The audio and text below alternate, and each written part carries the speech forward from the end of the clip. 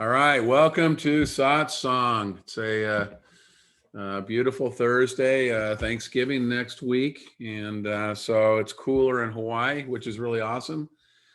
So cool, in fact, that last night my batteries went dead, so had to get up at 2:30 in the morning, and I live off of the grid. For those that don't know, so like James next door, and so if you forget every now and then to make sure your batteries are charged, you have a lot of days of clouds and you use the electricity, then at 2:30 in the morning, your electricity shuts off.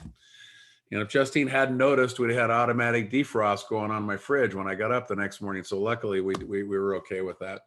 And I'm sure everybody's going to be really interested in that as a start to Satsang. But that's the update and status. So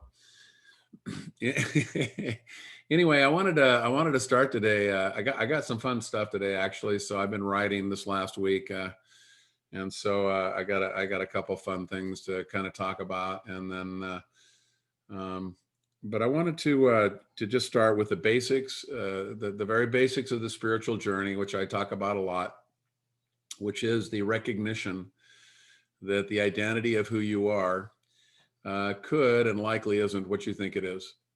And that all of us that are on the spiritual journey have retraced our steps in an attempt to go back and find out what we really are. A lot of times we call it our original face.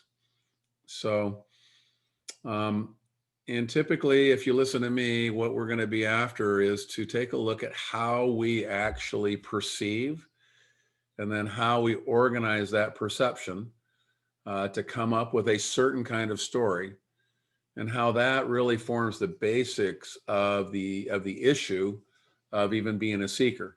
A lot of times you hear people go, well, you know, what you're seeking is what is sought. And that's the other particular perception, because people that are seeking actually think they are something and they are seeking something. So that's the notion that we want to unwind. And so you can take any notion that you have. I mean, pick one, for instance, the sun comes up in the morning. Now, you all know that if you stand outside and you watch the sun, it seems to come up in the morning. But if you know anything about astronomy, you immediately are going to recognize that there is no such thing as up or down. It's literally impossible for the sun to come up in the morning, because we really don't know which way is up anyway. And all that is really happening is that there's a rotation of the planets, and sometimes a planet or a sun is visible and sometimes it's not.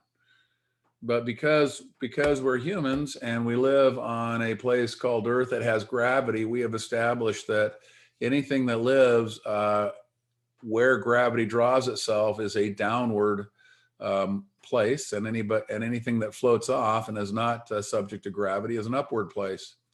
And so when the sun comes up in the morning, it actually is moving in the direction of leaving. And when it sets at night or comes down, it's moving in the direction that gravity would pull an object. And that's how we decide what up and down actually is. So our perception of up and down really doesn't conform to everything that we know about astronomy. And that goes on. So one of the fun things that I did this week, when I was a child, I talk about my grandfather. My grandfather was this lovely man who would render things that were very philosophical and out in that world. He would render them for me. I was one of those children that loved all of his stories, and so I actually thought I talk about Socrates. I didn't realize that Socrates was teaching adults, because Grandpa always had 5-year-old boys running around. So that's what I thought Socrates did, was kind of hang around in the park with 5-year-olds. And that was probably back when it was okay to do that. Probably wouldn't be the thing to do today. But nonetheless, one of his favorite stories that he used to tell me was the story of the cave. And I don't know if you've ever heard of the allegory of the cave. But Plato tells this story in a very famous book called The Republic, and he attributes it to Socrates. So we really don't know if this is a Socrates story or a Plato story. And the reason I tell this story is because, gee, we can travel back 2,500 years and we're going to find somebody that already had but had distinctly and definitively isolated that the way we perceive the world might not be the way the world is. And that's what creates a seeker. That's why a seeker feels bondage, because the perception that we all ascribe to or that we all support may not be the perception that's going on. So here's the story of the cave. Plato posits that there is this cave, and this cave, you have to go down this really tough stony path, and when you get to the bottom, you get to the cave entrance, and inside the cave sit a bunch of folks that have been, in essence, chained into place, and they can't really look to the right or to the left. All they can really do is look forward, and in front of them is the wall of the cave. Now behind them is another wall that comes up a distance, and behind that is a fire. Now the fire obviously is casting a shadow onto that wall. And what would happen is that people would walk behind that wall, and they would have objects, and they would hold the objects above the wall. You couldn't see the people, and whatever object they held above the wall would be then the shadow would be projected onto the wall that these folks were looking at, that were sitting along facing the wall. And the sounds of the people and the animals and whatever else was going on, because this was all the people could see, they assigned all of those noises to the objects on the wall. And that was their entire perception. Now, what's interesting is that Plato says, listen, these people weren't placed there from birth, but rather sometime after birth. And what he's trying to point to is that this is the conditioning of society. This is the conditioning we all live in. And so these people were placed there after they were born, sometime early in their life, and they were looking at the shadows that were marching along the wall, and that was the entire reality that they could absorb. Now, Plato then comes along and he posits and he says, so what if we go in and we take one of these fellows and we free him? And the first thing that's going to happen, because all he can see are the shadows, is he's going to see the fire, and he's going to be blinded by the fire, and he's going to be immediately terrified by that blindedness. And likely the first thing he's going to want to do is run back and sit down at his place and continue to watch what he's comfortable with. Now, he says, let's take it one step further. Let's pretend that we actually take him out of the cave. And the minute he comes out in the cave, he's going to be completely blinded by the sunlight. And we walk him up that really tough path, and he gets to the very top of it. And eventually, in the beginning, all he can see are the shadows. That's all he's really used to seeing, right? He's only ever seen shadows on the cave wall.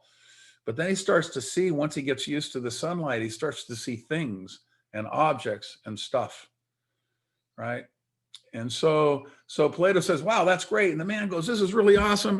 What a revelation. I'm going to run back down in the cave, right? And I'm going to tell all my buddies that are still sitting on that stupid stone bench and are looking at the images on the cave. I'm going to run down there and I'm going to explain to them how awesome, what a big revelation, because I've seen life the way it looks itself.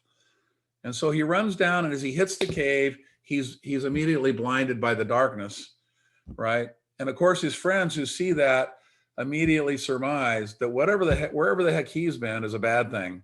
That's not the place to go. Look at him. He comes back. He's immediately blinded by simply being here in life itself, right? And the likelihood, and further, they feel like if he gets anywhere near or he tries to rejoin them, they probably ought to kill him. You know, that's what Plato goes on to explain. And if you think of it, 2,500 years ago, someone spotted, if you will, in this story, the way that we watch the shadows go across the cave, right? And we watch those shadows. That's how life is. That's what we think it is. So we extract a thing called me. We have me playing all of the adventures, right? And then when somebody comes along and says, hey, you know, that may not be the way it is, we do something funky like hang them on a cross or stone them to death, or one of the things that we traditionally do when we hear something that says there aren't images running across our cave wall. That tends to be the thing. So think for a minute. Last week I was talking to Ron down at the beach, and I'm going to do a little repeat, Ron. So get yourself ready. So think about who you are in life today. Think of that piece of you that you know is here right now. The part of you know is here right now. And the part of you that you know was absolutely there from the very beginning of when you can actually remember that you were existent. Almost everybody has that sense, the sense that there's a sameness, there's a peace, There's a part of me, I feel exactly the same today at 67 that I did at 3 years old. It's the same thing, right? Exactly the same thing. Now think about how life actually happens. If you think about that piece, what's happening? Are you walking through life? Because that's the way we story it.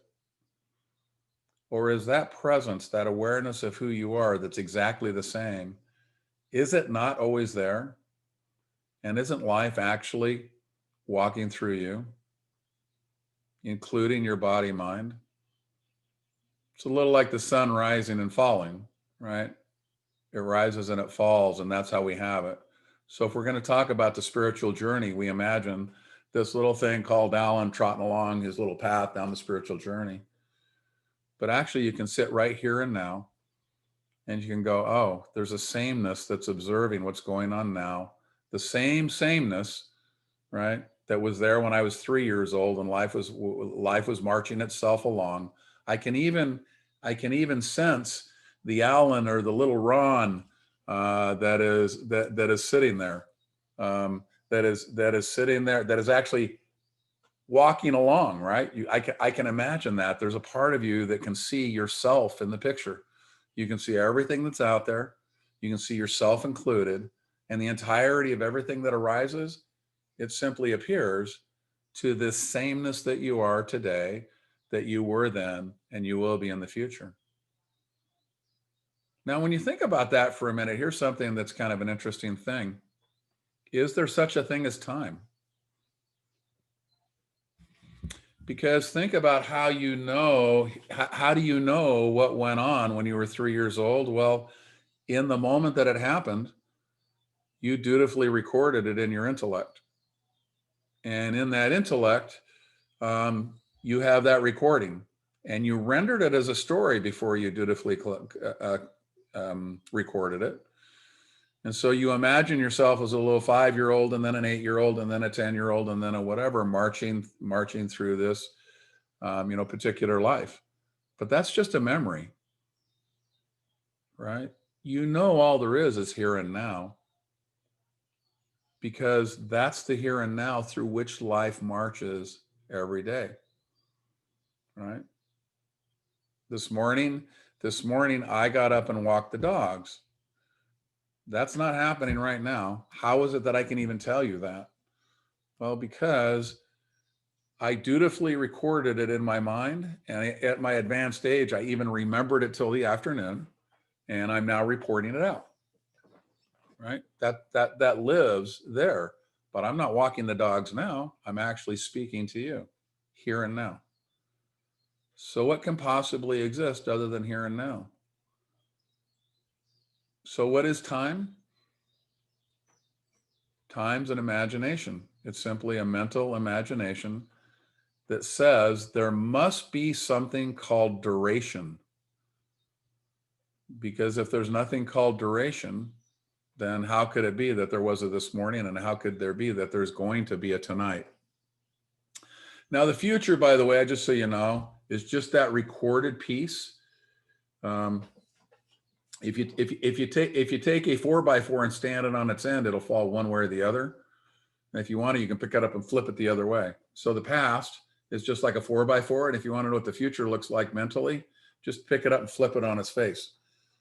All the forward is, all the future is a projected recording of what the past looks like. If I ask you what the future is, you're going to describe some future to me. Now, it's never going to match what actually happens. That is the difference between the future and the past. But the reality is the way you construct the future is the same way you construct the past. You just simply project one and the other is actually in the can. So think about that. Is there such a thing as time? Now, the whole reason I say that isn't so that you come to some wild conclusion that there's no such thing as time, but rather that you challenge the way that you think it happens now. It wouldn't matter to me if there's time or not, to be really honest with you. But what this exercise is about is the understanding that when Plato looked and said, oh, look at those guys looking at the images on the cave, and think about what they absorbed from that and how they think that life operates, that has them in a certain kind of bondage. And the intuition that we all hold and the birthright that we are as consciousness and awareness is broadcasting to us that there's a different way to perceive. Notice how Plato's story completely rests in perception, right? That's what I love about the story, because that's really what the spiritual journey is about, is a possibility of another kind of perception. Not the perception of an ego that thinks it's autonomously creating a way forward, right?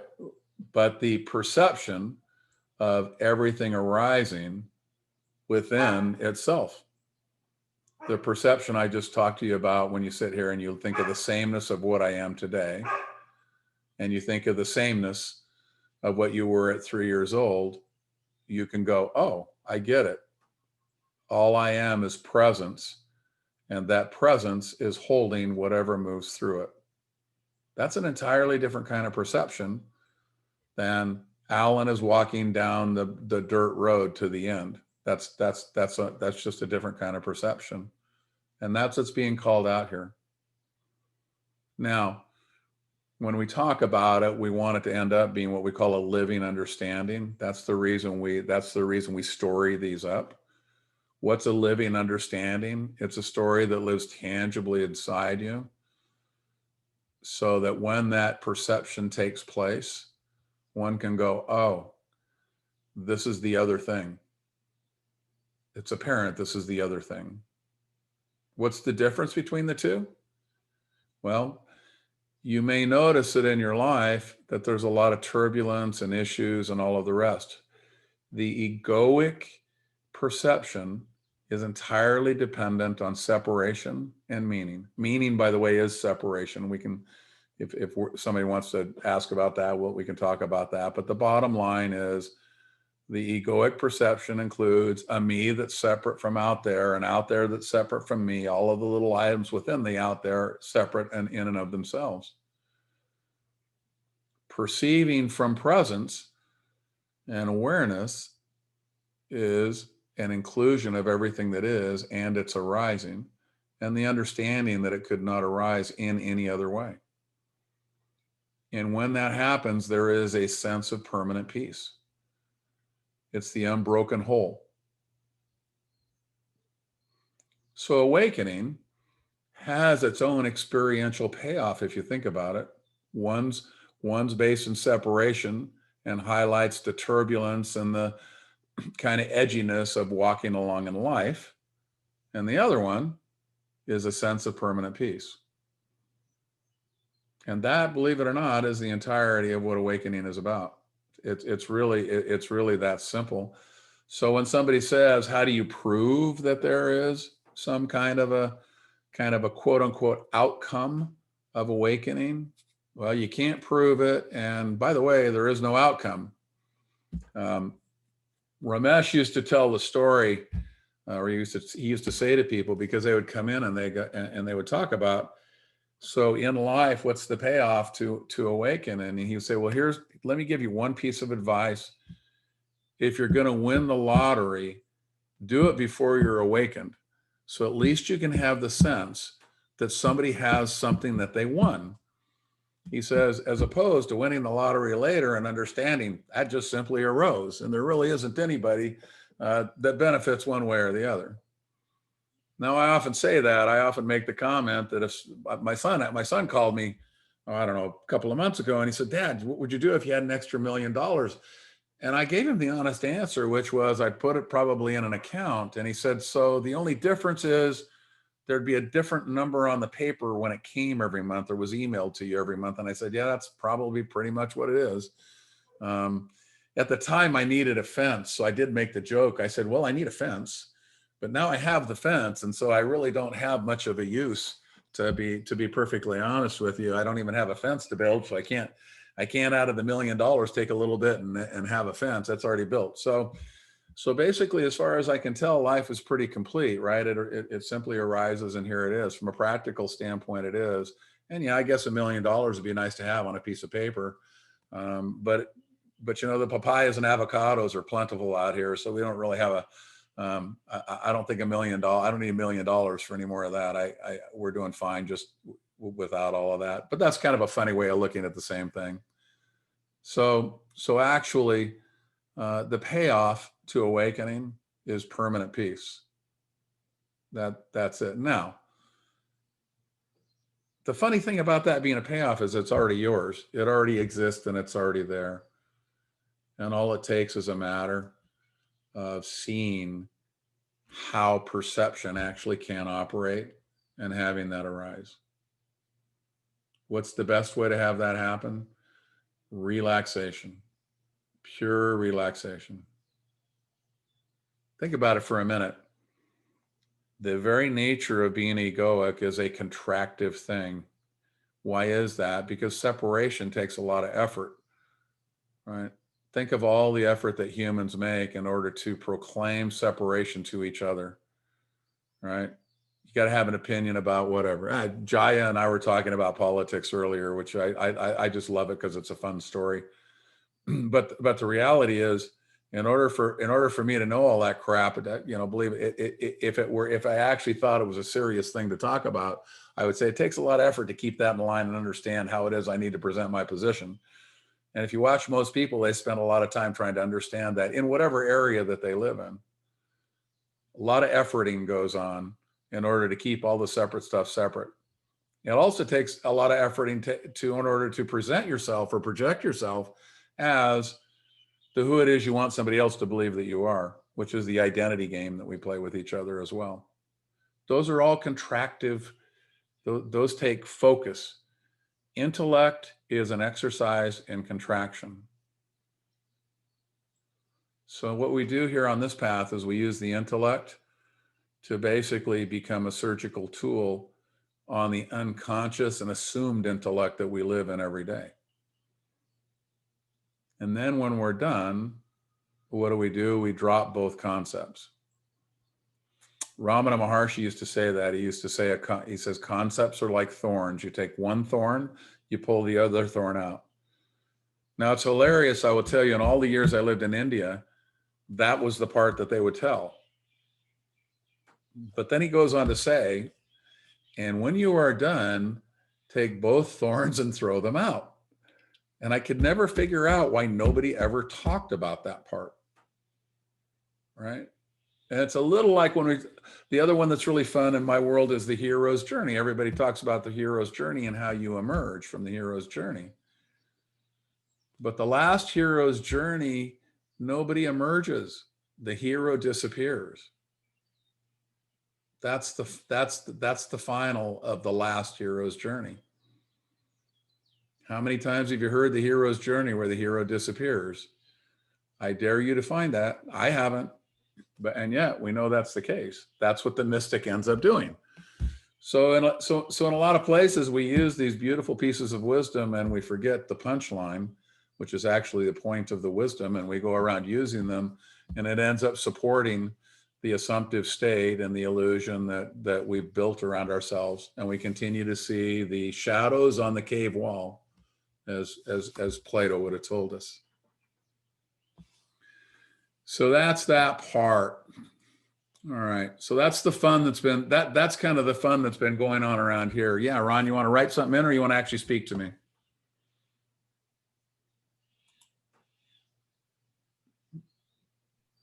If I can speak, it'll be easier. Awesome. Speak. When I'm doing my self-inquiry, this pertains to exactly what you're talking about, what you've been expressing. When I do my self-inquiry,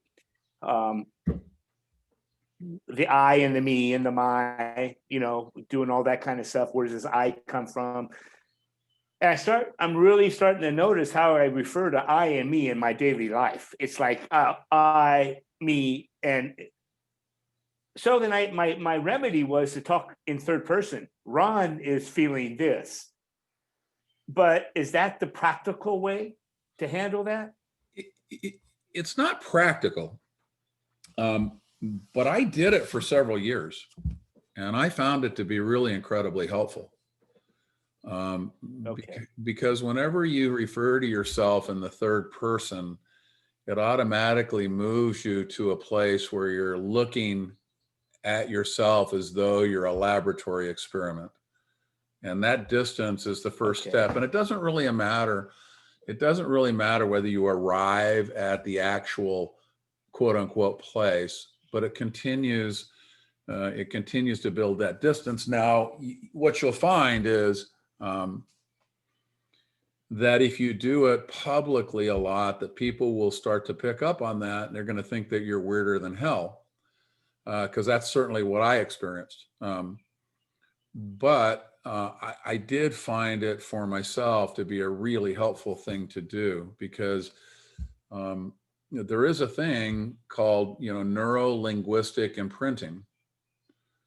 And if you think about what conditioning is, it's every time I say I or you or me, in a certain way, I'm confirming that those things actually exist. And so it's the hammer of conditioning that's happening. And so I found that exercise beginning to say, well, Ron wants, or I would say, well, this is what's arising. People used to kid me about that I had, two verbs in my lexicon. One was arising and the other one was hungry. So, which if you know me, you get immediately, because never passed a taco joint, in my life, I don't think, that looked inviting, but nonetheless, I got to use the word arising so much. So the business people would just shake their heads, because you can imagine in the business world, the corporate world, arising is probably not the number one verb of choice about how things are happening in front of us. And yet there was a period of time I would use that all the time. And I think people had thought I probably had walked off the deep end, but I did find it really helpful. So, Gotcha. just, At home. Okay. huh? Thank you. Yeah. I was going to say, go Yeah. ahead. Well, you live in Pahoa. So believe it or not, we live in Pahoa, Hawaii. It's the weirdest place on earth. And so using altered kind of grammatical lexicon, I don't think is anything anyone's going to pay much attention to, because in contrast, there's a lot of folks doing more weird stuff than that in the way they speak. But if you go somewhere that's civilized, where people actually do hold some kind of standard of how you say things, you will stick out, because I certainly did. All right, there you go. Oh, love it. But that is a great question. So anytime that you are looking at yourself, you're taking that step. And isn't that what I did when I said, remember when you were 3 and remember now and remember what the same thing is, and you see everything marching through life in front of you, or arising in front of you, if you want to use that verb I use, right? So that's the I am. That's the point of view from the I am. That's the active principle of consciousness, is in essence the watching of what arises. Consciousness is the creation of what arises, right? And awareness plays into the duality of that by simply watching. And so the I am is the first moment of watching, right? So when now you can get into a little confusion here, and here's what I just want to stop for a minute in case you'll see me go back between awareness and consciousness. And there just are some things that are mysteries and you don't know, because I'm telling a story here. I'm telling the story of how consciousness works. And what I'm trying to do is have that story form what I call a living understanding. And then the bottom drops out and the experience of awakening happens. So all that story is doing is to induce somebody to go stand back as close as they can to the furnace, hoping they'll catch on fire. So when you say, from pure awareness, consciousness emerged, and you start to talk about awareness and consciousness, you get back into a place where, to be really honest, there isn't a way to get precise about it. There just isn't. It's a mystery. Awareness emerges into consciousness. Consciousness is the principle of all of the activity. Awareness, when in duality, notices what arises. So is that noticing of what arises in consciousness or awareness? I don't know. I really don't. I just know that's how it works. So don't get confused by the use of those two terms. A lot of times you hear people use just consciousness. Others will use pure awareness, and they'll say unaware of itself. And where they get that is from the Upanishads mainly, where they talk about awareness being the spider that spins the web, which is the manifestation. That's the consciousness. And then it pulls it back again. So the idea is that the spider is pure awareness, and the web that it weaves, which gets thrown out, can be seen and accounted for, and it expands until it's pulled back in again, and there's just pure awareness. And in non-duality, which is where duality doesn't exist, there is nothing aware of anything. That's the nature of non-duality.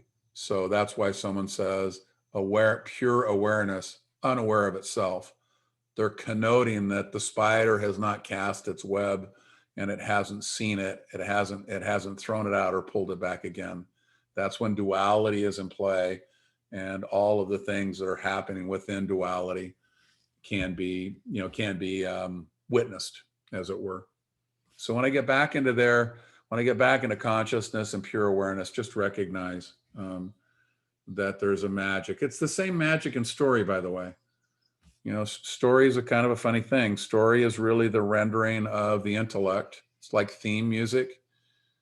But when you get into it, there's a piece of it that seems to have an incredible aliveness. So story seems to be part consciousness from an intellectual construction standpoint, and part consciousness from a pure energetic standpoint. And where one begins and the other ends, who knows?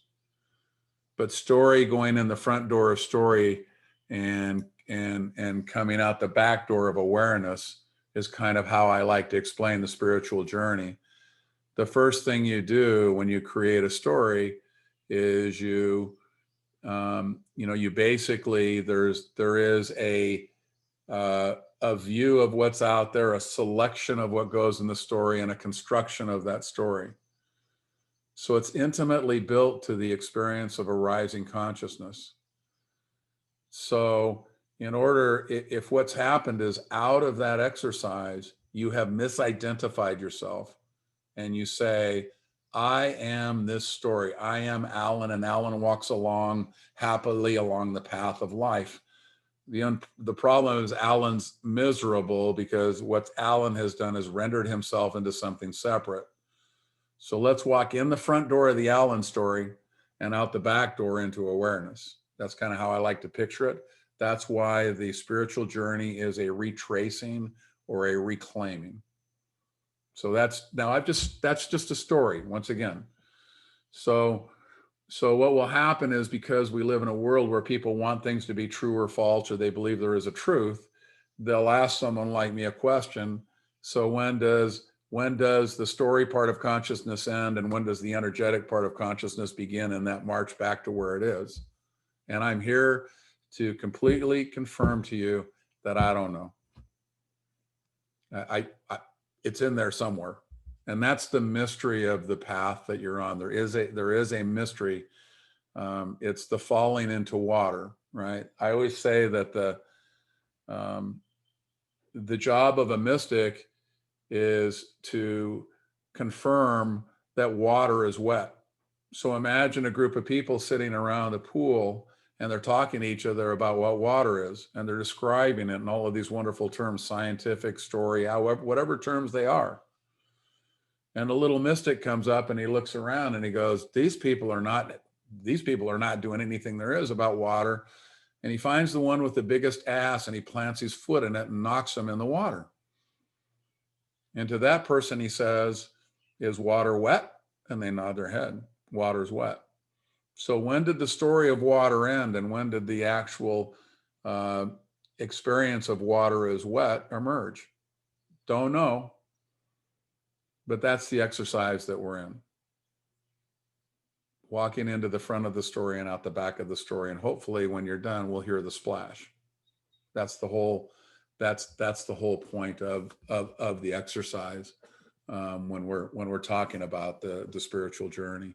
So you can see, Ron, that in a certain way, when you talk about using I and me and how that confirms that you are a separate entity, because language, if you think about it, what else is it used for other than to pretend that Ron and Alan are separate things?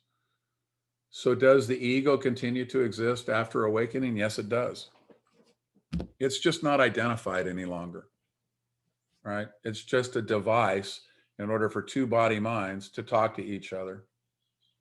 Now, I find it interesting that there is kind of a notion of balance, because I would watch Ramesh do this. Ramesh Balsekar was really, he used to make me laugh, because somebody would come in and he would say, well, what do you think's going on when I speak to you?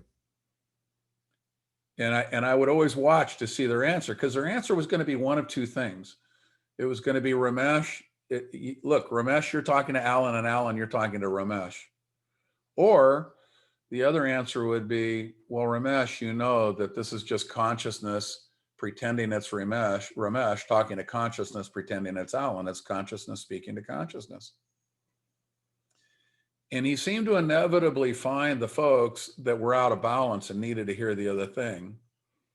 And so the person that came in and they would say, hey, this is just Ramesh talking to Alan. You go, no, think about it deeper. This is consciousness speaking to consciousness. And then he would find the folks that were just completely buried in the Advaita world and had read every book there was to know about Advaita, but they probably, didn't know how to take a bus ride through town. And they would say, well, Ramesh, this is consciousness talking to consciousness, as though they had won the prize. And you'd look at them and you'd go, oh, come on. This is just Ramesh talking to Alan. You know that. And so there you go. They're the two answers, right? And they both work depending on where the balance is. Because in a way, the one who was telling him that consciousness was speaking to consciousness had actually become identified with being the one that knew all the answers about Advaita. So that was their new identity. And so he was just shaking them down in a way. He could see that was the game that was being played, as opposed to him being able to deepen their understanding about consciousness speaking to consciousness, which is what's going on, right? When you're identified, you believe Ron is talking to Alan and that Ron and Alan are real things talking to each other. When you're unidentified, Ron's talking to Alan in an unidentified way. So in a deeper way, you can say consciousness is speaking to consciousness, right?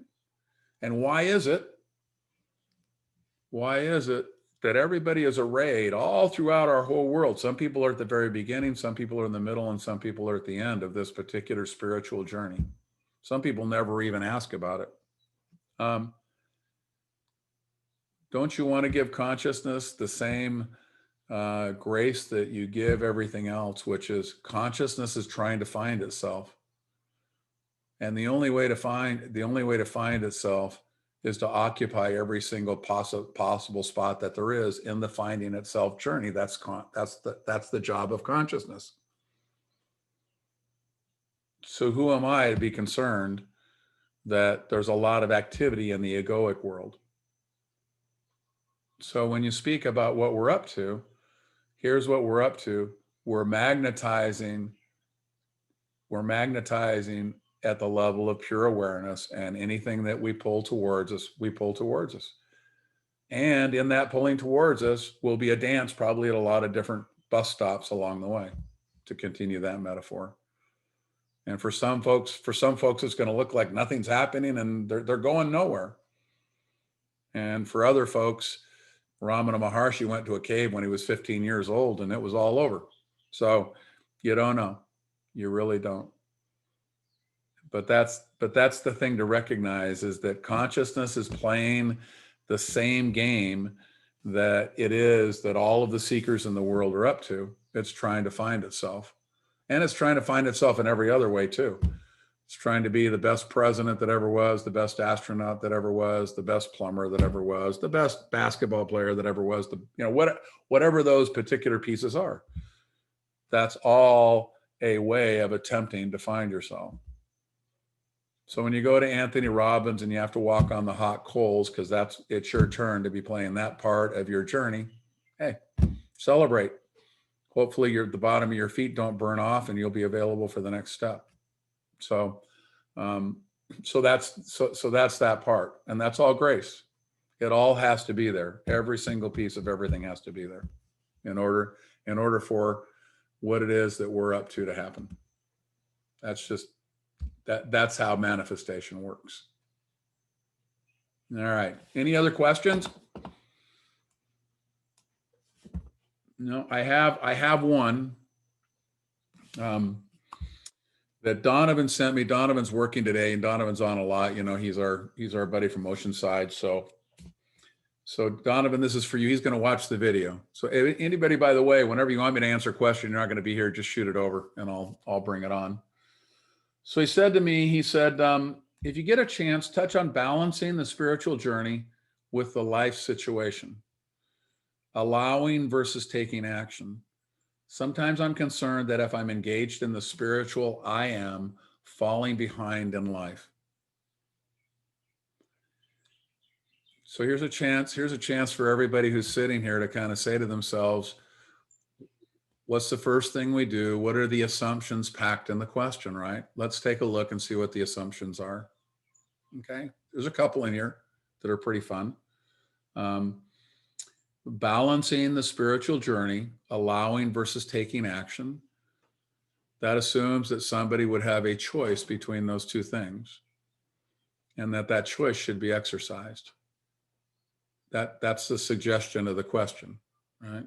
So that's the first assumption to maybe take a look at. And then the other one that is really speaks loud and clear is, I am falling behind in life. So think about how life has to be organized in order to have the sense of falling behind. Now, we all do this, by the way. So this is a fun thing about what Donovan is willingly asked to be the sacrificial lamb today. And we're deconstructing the assumption in his question. But think about it, that when you're sitting in the cave and those objects are floating along, that one of the assumptions that you're given as a prisoner in the cave is that there's somewhere to get in life. And if you don't get there, you are falling behind. So those are the two assumptions. Those two assumptions almost answer the question, don't they? So here's what I would say to Donovan. Donovan, what wants to happen? And that sense is all that you need to do.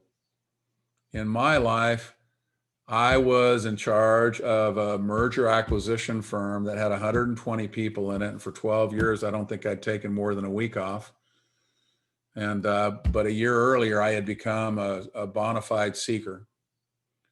And the thing that I had been able to do through this course on miracles and all of the different kinds of things that I did, reading all of the different kinds of people, Paramahansa, Yogananda, you name it, I read it. And for some reason, I had narrowed down that the problem was the ego.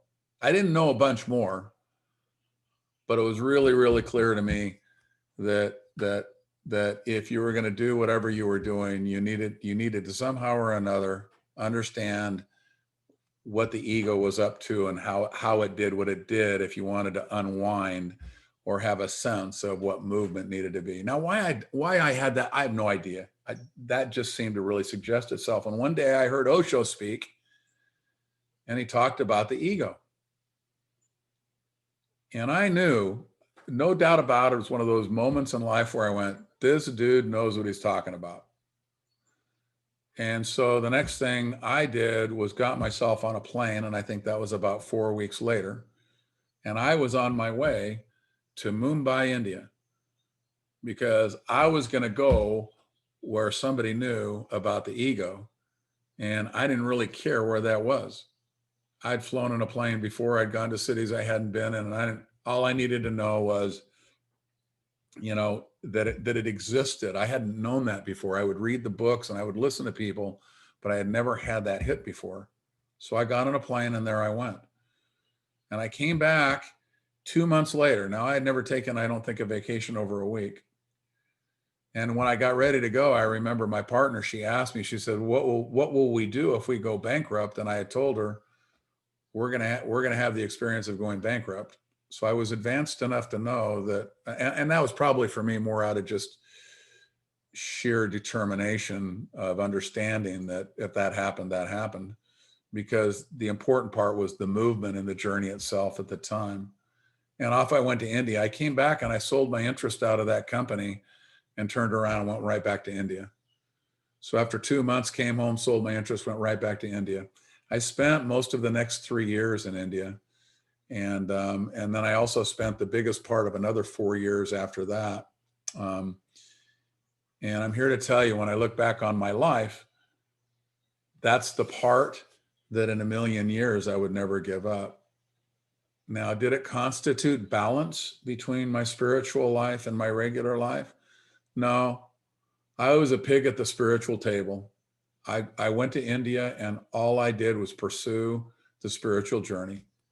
Now, remember, I'd spent 12 years working like a madman in the merger acquisition world as a CPA, putting, selling, helping companies get sold. That was what I did. So I don't know if you want to balance it out in chunks or not, but clearly that was what wanted to happen at the time. So to me, what wants to happen, I think, is the part that drives the whole experience. All right. So that's the part for Donovan, and it looks like I have an add-on. Since self-realization, wants, fears, and all sense of time have gone, I've not been able to function in a worldly way since. It's now 2+ years. I now need to start earning money to keep the roof over our heads. How do I get back into earning a living? Kind of the same question, huh? So I guess the ultimate answer is, I don't know how to answer that question in terms of telling you how to get back into earning a living.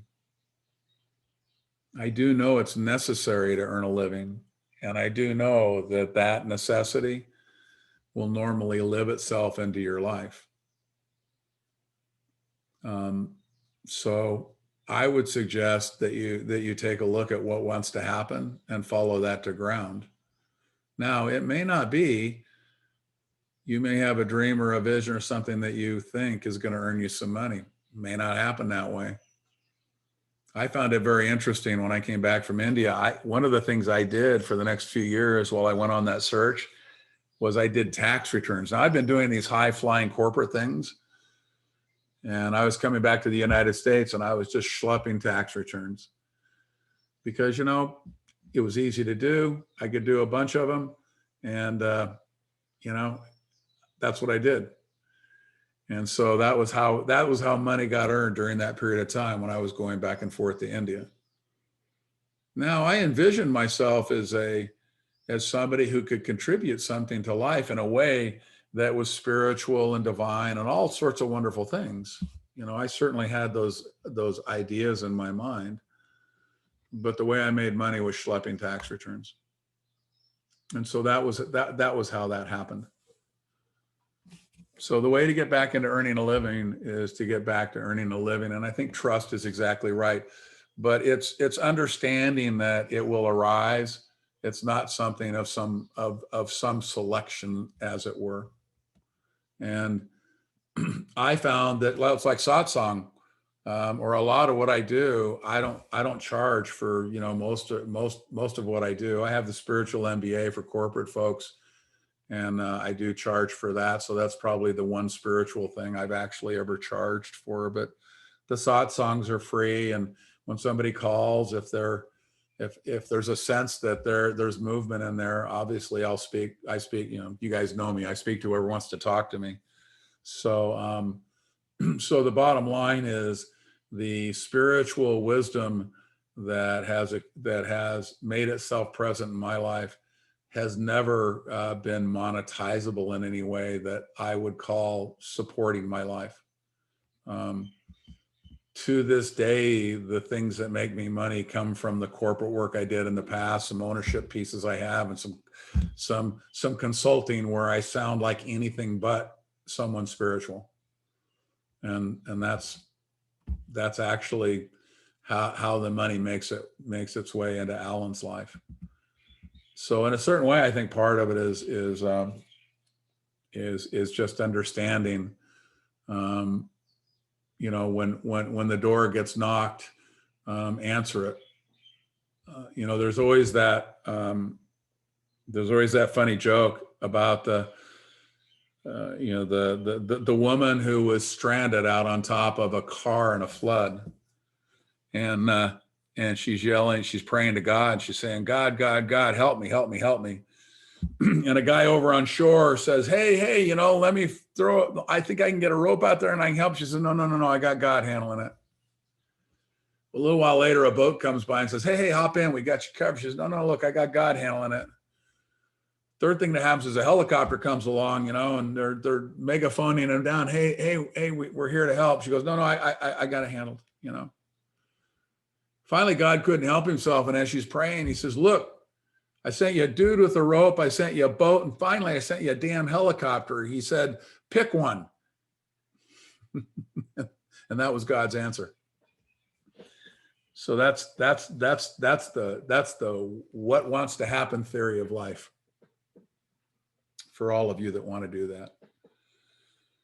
All right, I got one really last fun thing. I'm going to read it to you. I'm going to type it into the chat. I'm hoping it's still in my, yeah, here it is. And because I'm just taken by the fact that everybody kind of sees that the way we perceive, it actually is an illusion. So I first started with Plato, right? And now what I'm going to do is there's this kind of fun place out on the internet called Spark Notes, and they take like famous plays and things. So this is one of my favorite Shakespeare pieces. And what they do out on Spark Notes is they give you a modern text and an ancient text. So what you have here is the way that Shakespeare wrote Macbeth when the queen dies. And Macbeth has his saying about what it is. So there's the actual thing that's there, which is one of my favorite things. And I'm going to now read you the modern version because it's a little easier to understand. So this is the modern version of what you're seeing right here. She would have died later anyway. That news was bound to come someday, tomorrow and tomorrow and tomorrow. The days creep slowly along till the end of time. And every day that's already happened has taken fools that much closer to their deaths. Out, out, brief candle. Life is nothing more than an illusion. It's like a poor actor who struts and worries for his hour on stage and then is never heard from again. Life is a story told by an idiot, full of noise and emotional disturbance, but devoid of meaning. Or the best way, it is a tale told by an idiot, full of sound and fury, signifying nothing. Now, didn't Shakespeare see it? When you put meaning to a story and you identify with that meaning, you're stuck. You're stuck for an hour on stage. And you get to bluster and bloviate, and you get to do all of that. And when it's over, the story dies. The you that you think you are dies, and nobody ever knows about it again. Now, some people will say, wait a minute, Alan, if the story is important enough, it gets remembered. I say, sure, okay, let's go with that. Let's pick some important year. 1000 AD, 1,000 years ago. It had to be an important year. It was 1,000, right? Because 2,000 was important. 1,000 must be important. Tell me importance. Just give me one important story that survived from 1,000 AD off the top of your head. Because if it's that important, you got to have the 1,000 AD story right in your head, do you? I have yet to meet anybody who knows anything that happened in 1,000 AD, by the way. I don't. So all the stories from 1,000 AD are gone. Huh. Let's keep working on this, right? I'm here to tell you that eventually all the stories will be gone. That hour on stage will be wiped out. It'll be erased. And the what you think you are will have had its hour. And it's a tale told by an idiot, full of sound and fury, signifying nothing. But here's the beauty of that. It's like the little Sufi story I told you about the little Sufi wise man who walks into the king's court and says, "Here I am." Proceeds to go sit in the empty chair, which is the king's throne. Now the king's counselor says, "Whoa, wait a minute." He says, "Look, I know you're not a duke or an earl." And he says, "No." He says, "I'm higher than that." He says, "Well, I know you're not the counselor. I'm the counselor." He says, "No, I'm higher than that." He says, "Well, I sure as heck know you're not the king." He says, "No, I'm higher than that." And the counselor at wit's end says, "Look, friend, nothing's higher than the king." And he says, "You're right. I am that nothing." So in the end, life is a tale told by an idiot, full of sound and fury, signifying nothing. The opportunity is to be that nothing, because the stories themselves will never appear again. All right.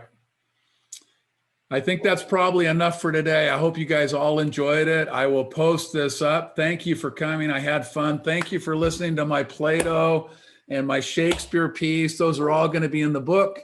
You're probably going to get a lot of this. I wrote all week long this week. I had a blast. The book is coming along really, really well. And so I am sure that as I write new pieces into the book, that everybody who listens to me is going to be subject to whatever the new piece is.